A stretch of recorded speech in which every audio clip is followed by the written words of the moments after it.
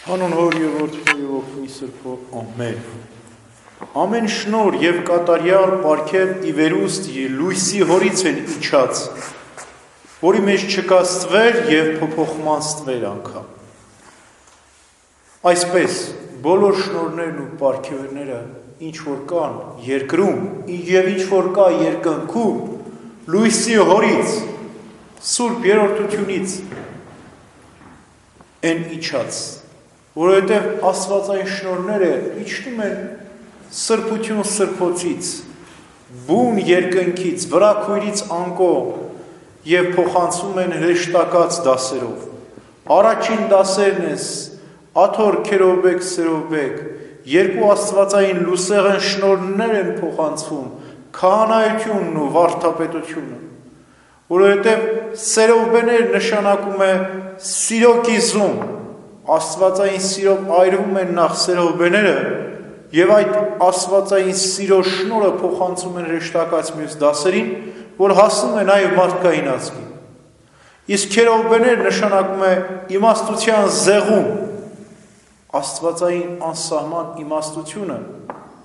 սահմանափակ կերպով, որքան որ հնարավոր է ընկալելու արարածներին, փոխանցվում է Քերովբեներին և փոխանցվում է հրեշտական դասերով մինչև հասնում մարդկային ազգին։ Առաջին մարդը Ադամն էր, մեր նախաստեղծ ծնողը, և այս երկու շնորհները մարգարեությունն ու քահանայությունը ուներ մեր նախահայր Ադամը, որտև Աստված Ադամին ասաց. բոլոր կենդանիներին անուններ կդնես, իսկ ով է այսօր անուն դնում, եթե ոչ քահանան, երբ մկրտության ավազանից վերստին ծննդյամբ Աստծո որդեգիր և երկնքի արքայության ժառանգորդ է դարձնում մկրտվողներին։ Այդպես էլ մեր նախահայր Ադամը ուներ աստվածային քահանայության շնորհը,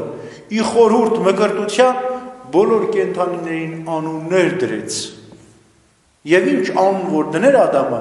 դա է դրան։ Ադամը ուներ նաև մարգարեության, որ է վարդապետության շնորհը, որտև ննջած էր, քնած էր, երբ Աստված վերցեց նրա կողոսկրերից մեկը և ստեղծեց Եվային, արթնացավ ու ասաց. սա ոսկոր է իմ ոսկորներից, մարմին իմ մարմնից, սա թող կոչվի կին, որտև իր ամուսնուց ստեղծվեց։ Չգիտեր Ադամը, քնած էր, ոնց իմացավ, թե իր ամուսնուց ստեղծվեց։ Աստվածային ներշնչումով իմացավ, մարգարեության հոգին նրա մեջ խոսեց, ուստի Ադամը քահանա էր և մարգարե։ Եվ այդպես քահանայության և մարգարեության շնորհները անգամ Ադամի մեղսագործությունից հետո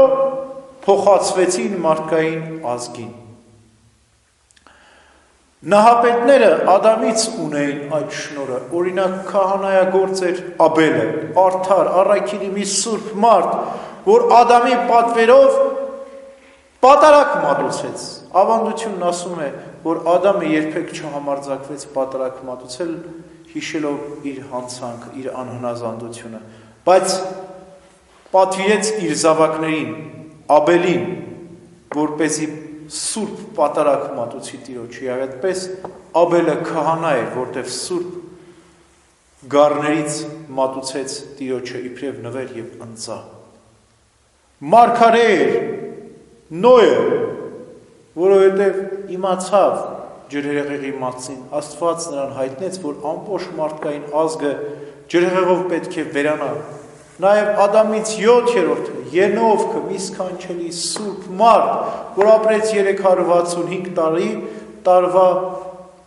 օրերի քանակով և մարգարեացավ, որ ջրհեղեղ պետք է լինի, բայց նաև մարգարեացավ, որ պետք է լինի աշխարհի վախճանին կրակի հեղեղ, կրակով պետք է բովի և փորձվի ամեն ինչ։ Նոյը ուրեմն թե մարգարե էր, թե քահանա, որովհետև զոհ մատուցեց Տիրոջը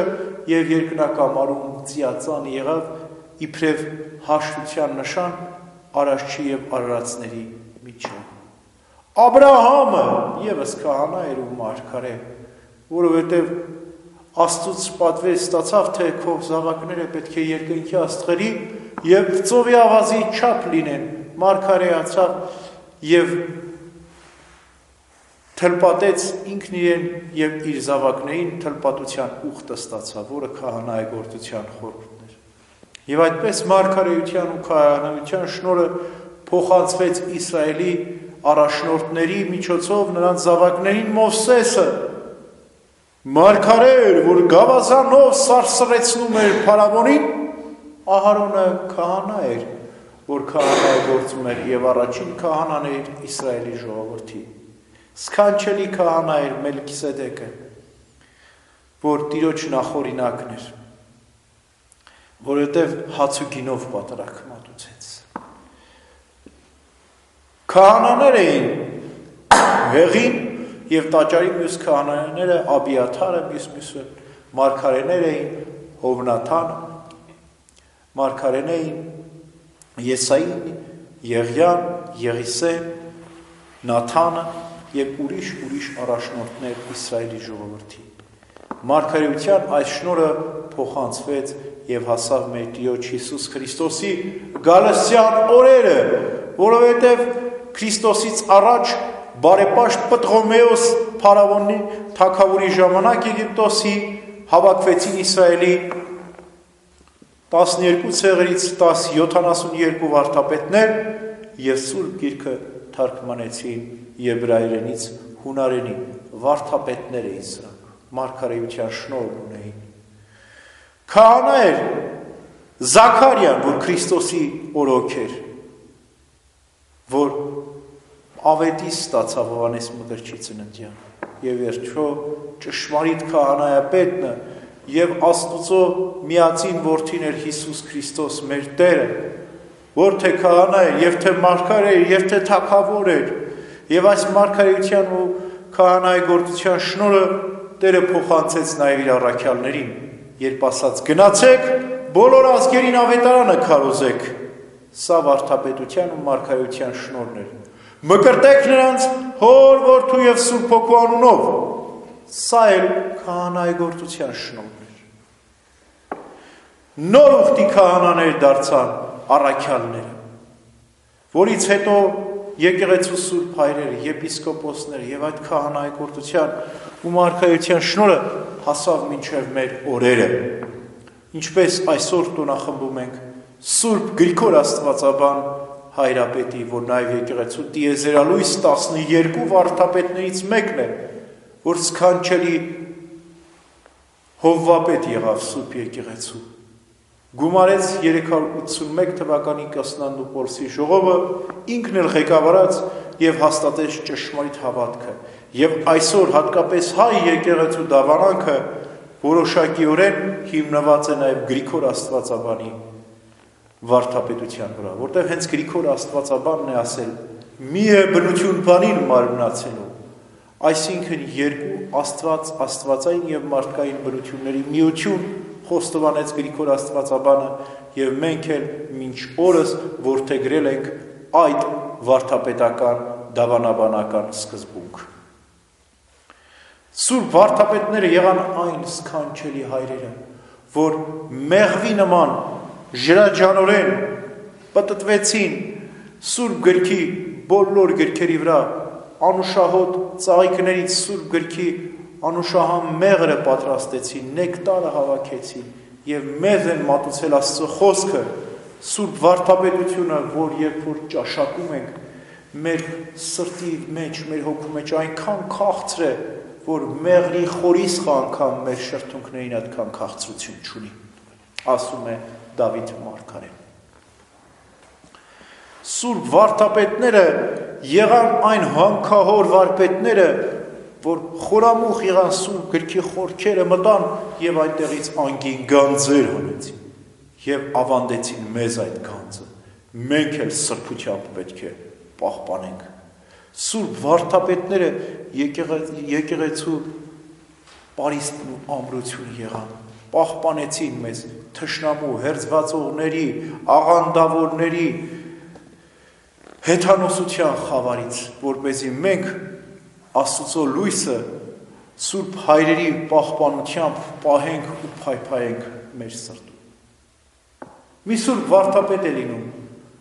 որ մանկությունից, երիտասարդությունից, երբ վարդապետական աստիճան էր ստացել, քարոզում էր ավետարան,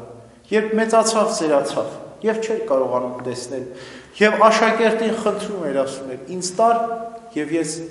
քարոզեմ, որտեվ կույր էր, այլևս չէր տեսնում։ Վարդապետն էլ ծույլ էր։ Մի անգամ ասաց, ինչու այդքան երկար ճանապարհ կտրեմ գնամ քաղաքներ։ Մեկ է կույր է, ծերունի վարդապետը չի տեսնում։ Տանեմ մոտակա մի ժայռի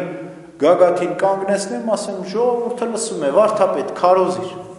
Եվ այդպես էլ անում։ Տանում է սուրբ վարդապետին, որ կուրացել էր այլևս, մի ժայռի կատարին կանգնեցնում է, ասում, վարդապետ, քարոզիր, ժողովուրդը քեզ լսում է։ Եվ քանի որ սուրբ վարդապետը կույր էր, չէր տեսնում, սկսում է քարոզել։ Բայց ում էր քարոզում։ Անդունդներին ու լեռներին։ Եվ լսում էր որևէ մեկը։ Իհարկե լսում էր։ Սուրբ հրեշտակները լսեցին սուրբ վարդապետի քարոզը եւ սկսեցին մի ծափահարություն բարձրացնել այդ անդունդներով ու լեռներով եւ լցվեց ողջ տիեզերքը հրեշտակների ձայնով վարդապետ լավ քարոզեցիր։ Այդպես էլ լավ քարոզեցին մեր եկեղեցու սուրբ հայրերն ու վարդապետները, որոնց խոսքի